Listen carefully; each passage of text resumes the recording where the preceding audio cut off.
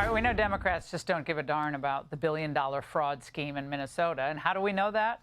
Because they have no regrets. Critics have said that state officials, including you and the governor, did not act fast enough or quickly enough to investigate charges of fraud against the Feeding Our Future. And is there something you wish you had done differently? No. Not really. Instead of owning up to their mistakes, I mean, be sound in the way you lead your state. Democrats like Twisted Tim are going after Trump. I want to start off and address the vile racist lies and slander towards our fellow Minnesotans. Donald Trump's calling our Somali neighbors garbage and the state of Minnesota a hellhole is, I'm assuming, is unprecedented for a United States president. Well, nothing you've done, Tim, is unprecedented, though, right? This continued for years, and somehow you look the other way. Of course, Congresswoman Ilhan Omar tried to just dance around the whole fraud issue, and she's never going to blame those who actually did and committed the fraud.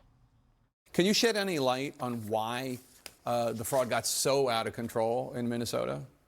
I think what happened is that, when you have these kind of new programs that are designed to help people, you're oftentimes relying on third parties to be able to facilitate. And I just think that a lot of the COVID programs that were set up, they were set up so quickly that a lot of the guardrails did not get created. And you thought Kamala was good at mixing up a word salad? Well, Omar has a long history, of course, of defending criminals who also happen to be part of the Somalian community. Back in 2016, she asked a judge for leniency and compassion in the sentencing of 9 ISIS recruits. Here to weigh in, Fox News contributor Jason Chaffetz and Minnesota State Senator Michael Holmstrom.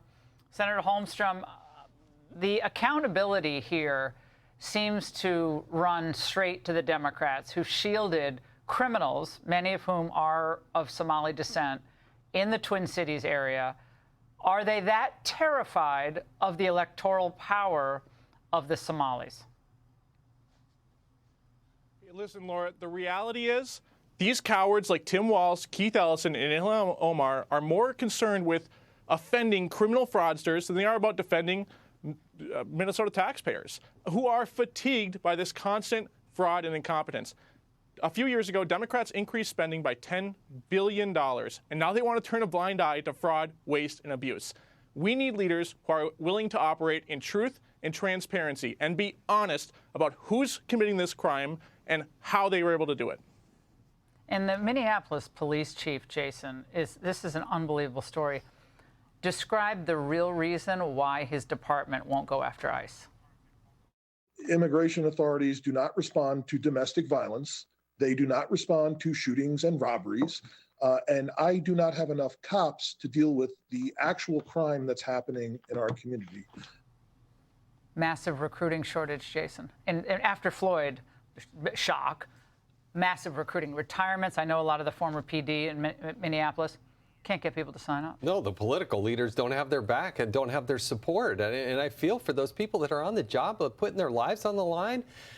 Look, I think it starts with the Attorney General. I think Keith Ellison just says, I won't change anything. You lost $1 billion that could have gone to people in need. Money that then ended up in the hands of Al-Shabaab, which was one of these foreign terrorist organizations out there killing, doing car bombings. And there's no remorse. None. They don't care. Ilhan Omar, you look at her, watch that. She's actually smiling about it. It's so disgusting.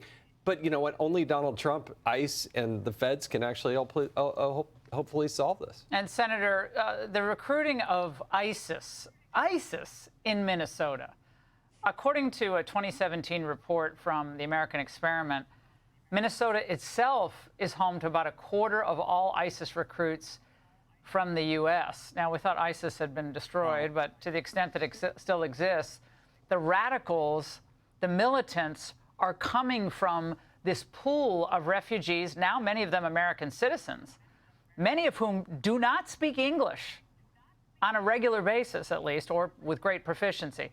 But they're from one area of Minnesota.